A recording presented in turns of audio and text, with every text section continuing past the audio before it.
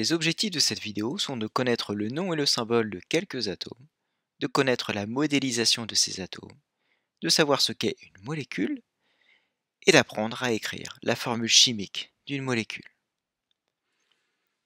Toute la matière qui nous entoure est constituée d'atomes, comme cette pièce d'or.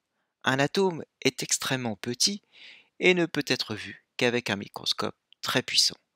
Tu peux d'ailleurs voir sur cette image, obtenue avec un de ces microscopes, qu'ils sont ordonnés et très proches les uns des autres. Tu retiendras que la taille d'un atome est de l'ordre du dixième de milliardième de mètre. Plutôt que d'utiliser cette écriture décimale, les scientifiques préfèrent utiliser les puissances de 10. Comme il s'agit d'un nombre décimal inférieur à 1, la puissance de 10 sera négative.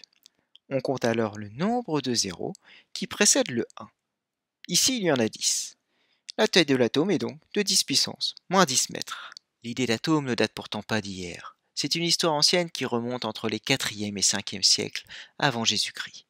On la doit notamment au grec Démocrite, qui émet l'hypothèse que la matière est constituée de très petits grains, invisibles à l'œil nu, et qui s'attachent pour former les corps. Il les nommera atomos. On suppose que cette idée lui est venue en observant les plages qu'il avait sous les yeux. En effet, si tu observes une plage du haut d'une falaise, il est impossible de savoir qu'elle est composée de tout petits grains. Pour s'en apercevoir, il faudrait s'en approcher de très près. À la même époque que Démocrite, Empédocle fait une toute autre hypothèse. Pour lui, toute matière est faite de 4 éléments de base: l'eau, la terre, l'air et le feu. Complétée par Aristote, cette théorie traversera les siècles sans jamais être mise en question.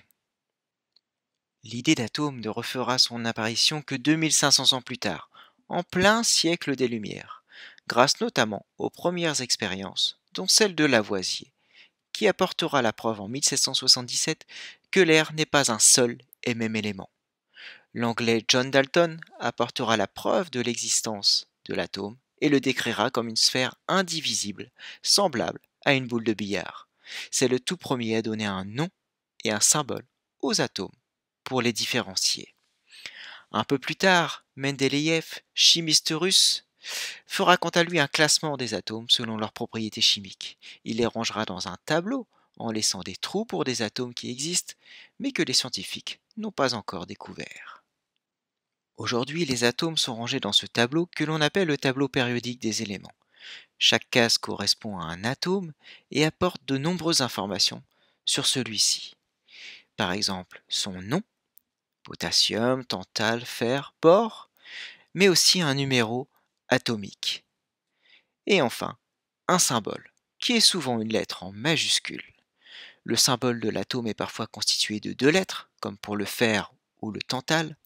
Dans ce cas, la deuxième lettre est par convention impérativement écrite en minuscule. Les atomes sont aujourd'hui modélisés par des sphères colorées. L'atome de carbone, par exemple, est modélisé par une sphère noire. L'atome d'hydrogène par une sphère blanche, l'oxygène par une sphère rouge, l'azote par une sphère bleue et le soufre par une sphère jaune. Toutefois, je te rappelle que c'est une façon de les représenter et que dans la réalité, les atomes ne sont pas colorés. Tu viens de voir ce qu'est un atome, mais quel est le lien avec une molécule? Une molécule, c'est tout simplement un assemblage d'atomes, identiques ou différents, comme c'est le cas dans cet exemple où un atome de carbone et un atome d'oxygène se sont assemblés. Il faut d'ailleurs savoir que les atomes dans la nature restent rarement seuls. Un atome possède un symbole. De la même manière, une molécule possède une formule chimique. Je te présente la façon d'écrire n'importe quelle formule chimique de molécule en prenant l'exemple de cette molécule que l'on appelle le dioxyde d'azote. On commence tout d'abord par repérer les atomes dans la molécule et puis on écrit leur symbole en respectant l'ordre CHNO qui correspond aussi à l'ordre alphabétique. Il y a toutefois de rares exceptions. On indique ensuite en indice, autrement dit en bas à droite du symbole de chaque atome, leur nombre. Ici, il y a un seul atome d'azote. Mais tu retiendras qu'on n'écrira jamais le 1. Il est sous-entendu. Il y a 2 atomes d'oxygène que l'on indique en bas à droite du haut. La molécule a donc pour formule chimique NO2. Je vais maintenant te présenter 3 cas que tu rencontreras dans les exercices. Il faut que tu sois capable tout d'abord de donner la composition d'une molécule à partir de son modèle en faisant une phrase. Ici, la molécule est constituée d'un atome d'azote et de 2 atomes d'oxygène. Tu dois également être capable d'écrire la formule chimique d'une molécule à partir d'un texte. Dans cet exemple, il faut écrire la formule de la molécule de glucose. On écrit le symbole de chaque atome en les plaçant dans l'ordre vu précédemment. Puis on indique leur nombre en bas à droite du symbole, ce qui donne C6H12O6. Enfin, tu dois être capable de donner la composition d'une molécule à partir de sa formule. Par exemple ici, la molécule de propane de formule C3H8, eh bien elle est constituée de 3 atomes de carbone et de 8 atomes d'hydrogène. J'espère que cette vidéo te permettra de maîtriser les objectifs que j'avais donnés.